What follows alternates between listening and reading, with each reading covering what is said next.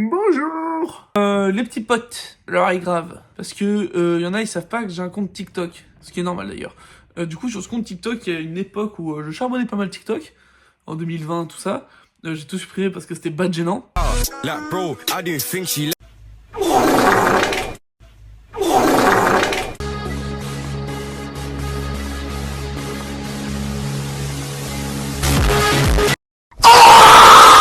Je faisais des unpopular opinions rap. Et du coup, je me dis, bah, si j'en faisais une vraie vidéo. Du coup, là, je vais vous donner 20 unpopular opinions sur rap français. Je précise pour l'instant, rap français. On va commencer par une grosse partie, là, parce que je vois dans mes notes que j'avais écrit pas mal sur ce sujet. C'est sur Nouvelle École. Premier unpopular opinion, Boy ne méritait pas la victoire à Nouvelle École. Alors ça, vous allez être beaucoup à dire que oui, vous étiez d'accord. Vous aurez mis qui? Pour rappel, il y avait Coelho et Do à côté. Personnellement, j'aurais mis Coelho. Mais au vu, d'après ce qui s'est passé, mais ça on pouvait pas le savoir. Mais après, c'est vrai que le son de Do a plus marché. Il est vrai, mais ça, à ce moment-là, on le sait pas. À ce moment-là, on a juste 3 sons, faut juger les 3 sons, les 3 performances. Boy, sa prestation, elle est très claquée. Il se trompe encore dans les paroles, il tient mal le micro, on n'entend pas des fois. Alors que Do, c'est un sans faute, alors qu'il se fait soulever dans la scène. Coelho, il est entouré d'une dizaine de mecs qui le bousculent et tout. Il s'en bat les couilles, alors que Boy, en même temps, il a sauté dans tous les sens et évidemment, bah, on n'entend pas. Fresh n'avait aucune concurrence à Nouvelle École. En tout cas, en finale. Parce que oui, la concurrence, il y en avait. T'avais Bébé Jacques, t'avais du niveau, saison 1 quand même. Mais sur la finale, Elion et Lace, déjà, Lace, on n'en peut plus. On n'en peut plus parce que dans cette saison 1 de Nouvelle École, déjà au battle, elle devait dégager. Sa prestation en finale, elle est vraiment pas si ouf. Et Elion, on sait pas ce qu'il lui a pris, il a fait un truc assez bizarre. Après les clips, sa carrière est partie en couille, mais ça on va y revenir. Et du coup, Fresh, bah déjà qu'il c'était un peu le chouchou, parce qu'il faisait un peu ce qui se fait de base, quoi, du Nino, du Niska, avec une voix bien bresson et tout, et bah là ça marchait de fou. Venir à mon troisième point, Elion et Lace ont très mal géré leur buzz. Déjà Lace, elle a sorti un son sur une compile, après elle a sorti un petit EP où il y avait Ouzbad, et Elion, alors, Elion lui, putain, il veut pas faire comme tout le monde, il a pas sorti de projet après Nouvelle École, il a sorti 4 ans après Nouvelle École. Non, 3-4 ans, 3 ans après Nouvelle École. Bon, on l'a oublié, désolé Elion, bah oui, en 3 ans, les gens ils oublient. Et du coup, il revient avec un projet. Vous avez la chance que j'ai pas fait un flop 5. C'est écrit. Mon flop 5, il est écrit de cette année et tout. Mais j'ai pas envie de le faire parce que ça va cracher du sang. Ça va être trop violent. Parce que le rap m'a fait mal cette année. Au moment où j'ai aimé l'album, des fois je me dis putain c'est pas mal. Du coup il fait oh Kenny, il pète un câble, il casse un piano et tout. Le dernier son c'est 3 minutes de silence. Non, faut aller se foutre. Elion, Lace n'ont pas géré leur buzz. Et tu me diras Fresh non plus, hein, finalement, pas tant que ça. Crystal n'avait rien à faire dans Nouvelle École. Alors oui, on s'est bien marré avec son freestyle. Frappe de De Bruyne, je marque un but. Les yeux braqués sur moi, cri-cri à les ennemis. C'était marrant. La plupart des gens disent oh pourquoi ils l'ont pas gardé et tout. Non, ça y est. Oui, pour la vanne, ça aurait été drôle, mais ça y est. Pour la vanne, on m'aurait pris moi pour la vanne. 3 fois qu'il manquait à Nouvelle École. Son freestyle devant Shai, arrêtez de faire genre, il est très mauvais. Nouvelle École a desservi Coelho. Déjà, en termes d'audience, moi personnellement j'écoutais avant, je trouve pas que ça a changé. Je pense que Coelho reste au même niveau de stats. Je pense pas qu'il ait eu plus de stats que ça, je pense que des gens ont pu le découvrir, mais des gens qui l'écoutent au quotidien, je pense pas. Mais j'aimais bien ses anciens projets, même son dernier il était cool. Mister V a rien à envier aux autres rappeurs. Voilà, c'est dit. Alors oui, il fait des pizzas, oui, il fait des blagues, et oui, il est très drôle, mais en termes de rap, arrêtez. W, c'est un classique personnel, ok? W, c'est vraiment un classique personnel. Venice. Le feat avec SMC, Volteface. J'ai le bras tellement long, je me crois dans Space Jam. Space Jam. Piano. Toutes ces bitches sont sur mes côtes. Quoi que je dis sont sur mes côtes. L'album, il y a des bangers pour s'ambiancer. Hein. MVP, les gars, feat Dossé, feat Joule, feat PLK. Putain les gars, vous allez pas me faire croire que jamais c'est pas un bon son. En plus sur la réédition, il y a un son avec Lelo avec 3 beat switch. Et le pire c'est qu'il gère ça. Sol la Lune est trop sous-côté. Comparé à toute la new wave qu'on a eu post 2020-2022, et bah je trouve qu'on le souligne pas assez. Parce que oui, on souligne beaucoup de Lafèvre et Luther, mais Sur la Lune, c'était un truc. Déjà, les freestyles, première faille, tout ça, c'est déjà du grand cru. On aime bien quand la prod est tape. Souki c'est violent comme rentrer chez soi et retrouver sa go dans un plan à 4. Et là, on va faire deux takes en même temps, NQNT 33 et sous-côté. Alors oui, c'est une compilation de sons de Vald qu'il a pas gardé pour Xe ou des versions modifiées. C'est des fichiers qui traînaient de Agartha et Xe. Surtout, il y a l'un des meilleurs sons de Vald, Rechute. J'ai vu sur TikTok que des gens, en effet, trouvaient que c'était le meilleur son de Vald. Et je suis complètement d'accord.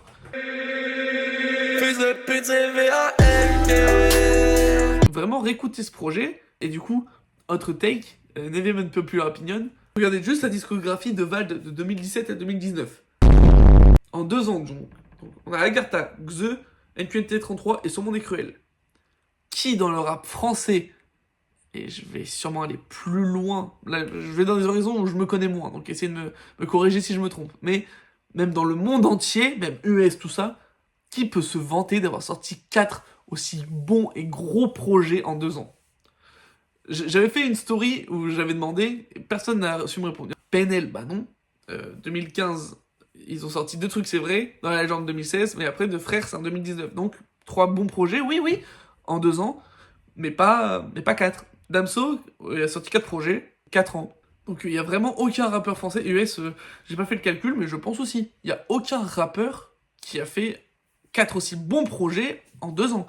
J'ai jamais été un trop fan de Columbine, j'ai écouté tous leurs projets quand même, et je trouve pas ça horrible, au contraire, j'aime bien, mais je suis pas le plus grand fan. Genre, quand je vois des pulls avec la calache et les ailes et tout, j'applaudis, mais j'en fais pas partie. Mais par contre, le JPK, en solo, c'est incroyable. Et du coup, via ma take, le JPK est meilleur en solo. Fodacé, je pense, c'était le meilleur dans le groupe. Y a pas de vanne, Fodacé, c'était le meilleur dans le groupe, je trouve, quand je me réécoute les projets. Et le JPK, depuis que du coup lui il a continué la musique, il a évolué, il a passé un step, et aujourd'hui il est trop fort sur ce qu'il fait. Et même du coup je pense que ça va pu l'ouvrir à plus de feats que Lorenzo ou les autres membres de Columbine. Et du coup on a eu des feats avec Guy de Besbar, Sur la Lune, Lavresval, etc. C'était très bien. The Ace, vous vous souvenez de ce rappeur ou pas? Il a pété un plomb musicalement. Mais je sais pas si vous avez écouté récemment, mais il a pété un plomb. Son album Vox Cordis, j'aime beaucoup.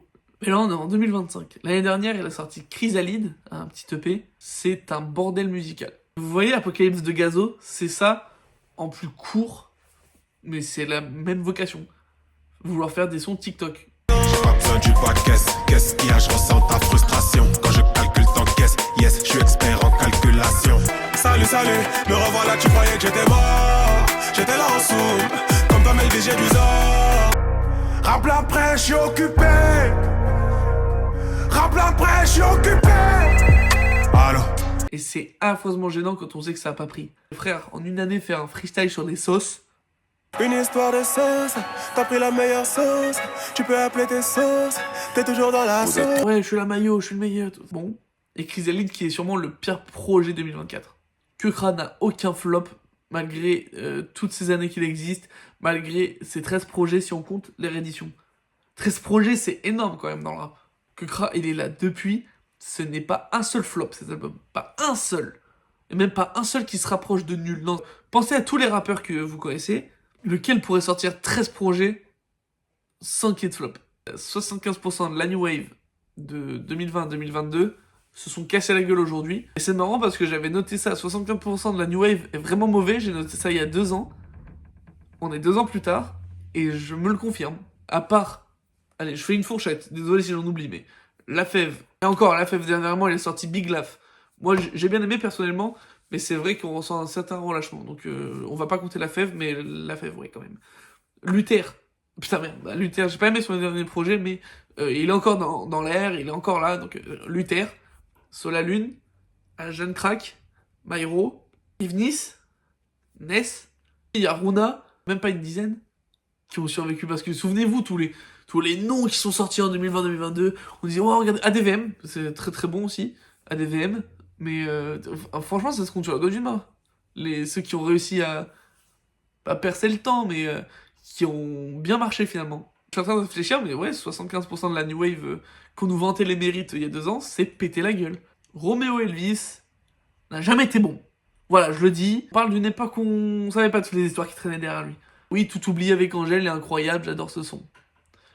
Mais tu retires ça, c'est Romeo Elvis, c'est Morale de luxe, qui est bof de bof, et Chocolat, qui je ne comprends pas pourquoi ça a autant bien marché cet album, parce qu'il est horrible, il est infâme. J'ai essayé de me l'écouter 3 fois, parce que je pensais que c'est moi qui avais un problème, mais peut-être c'est le cas, mais je trouve cet album pourri.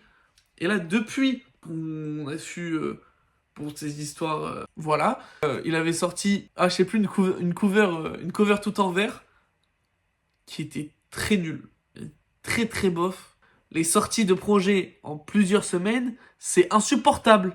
Vous n'êtes pas Kanye West, vous n'êtes pas des artistes de fous furieux où on parlera de vous dans 40 ans, on dira oh putain il avait sorti un album et 2 mois après il a sorti la suite de l'album, c'était oufissime. Non putain, quand c'est Uzi qui sort 4 fois le même projet, juste il rajoute 3 sons à chaque fois, c'est putain d'insupportable. Quand t'as un mec comme moi, qui du coup se pose pour écouter un album, crois pas que je vais retourner dessus. Si j'ai pas surkiffé ma race, je vais pas retourner sur ton album. Alors que si en plus c'est un album pas ouf, je l'écoute et tu me dis j'ai rajouté 5 sons, va te faire foutre, je vais pas te les écouter, même s'il y a un feat avec Booba, si tu fais revenir Ali, il y a Diams dessus, je m'en bats les couilles, je vais pas écouter. 4 fois. Son album il a sorti en 2 mois. Même PLK, bon là PLK c'était pour la DA, pour ouais on passe un step sur les 3. Ok, juste cette fois j'accepte. PLK, ok. T'as plus l'intérêt à refaire ça. Déjà que les rééditions, en vrai ça casse les couilles à tout le monde. SL Crack, lui aussi, il a sorti en 4 fois, en 4 EP, je crois, pour réunir en un. C'est chiant, vous êtes chiant. Je déteste Lompal, même quand c'était à la mode, même quand il n'y avait pas d'affaires autour de lui. Depuis Janine, pour moi, il est infâme. Je déteste ce rappeur. Mais son Planète Rap est le meilleur de tous les temps. Pas un zub bon cul. Je parle pas de celui avec Philippe Catherine. Je parle de celui où dans la même pièce, tu as Yuri, Slimka, Dime, Laylo, Prince Wally, avant que ces connards percent. Je dis connards, je les adore. Avant que ces mecs percent.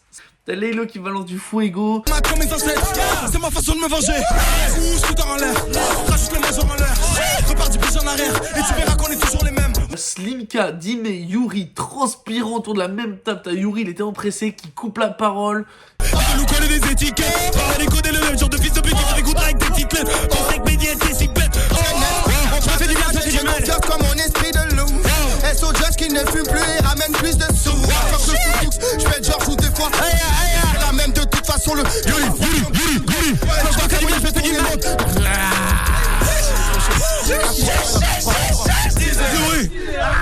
Envie de teaser, envie. Je me fais du bien, je me fais du mal. Péché c'est humain. Ça se décale, ça crie, ça fait des bruits de dinosaures. C'est tout ce qu'on veut voir d'un Planète Rap. Ça c'est juste que personne n'en parle, mais je pense que tout le monde serait d'accord. Ousserian de OR aurait une meilleure carrière si Sofiane ne l'avait pas mis à l'envers. Sofiane, je te respecterai à vie pour tout ce que t'as fait pour le rap, c'est vrai. Mais avoir laissé Ousserian ne rien sortir pendant des années au profit d'autres rappeurs, c'était dégueulasse. Par exemple, au même moment que Ousserian commençait à péter, qui ont sorti leur premier projet, c'était très bien. Au même moment, ils faisaient sortir des The Guerre, ils faisaient péter plein de monde, et eux ils attendaient, jusqu'à ce que ça y est, ils deviennent majeurs. Parce que de base, ils ont commencé, ils étaient très jeunes. Hein. Nous, on avait encore la même mise. Parce que sinon, on est arrivé à une période où les portes, elles se sont ouvertes. Bien sûr. Il suffisait que tu ne sois pas là pendant 1 mois, 2, 3, c'est grave. Mais pendant 1 an, 2 ans, c'est mort. C'est mort. Ça veut dire que là, nous, on était là en train de regarder tous nos collègues à qui on tendait la main, passer devant. Et nous, et vous, les gars, on peut rien faire.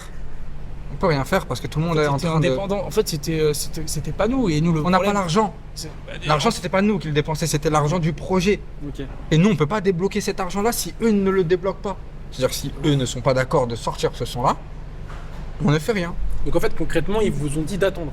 C'est ça en fait. Exactement. Et le problème, c'est que à l'ère actuelle, on peut pas attendre. On peut pas. Il y a tellement d'artistes qui explosent tous les jours. Bien sûr. Qu'il faut en fait à chaque fois. C'est frustrant, frérot. Et le pire, c'est que toi, t'es là, t'es à un bon niveau, tout est autour de toi à ce moment-là, et on te dit littéralement, les gars, là, moi aussi, ça se passe bien pour moi.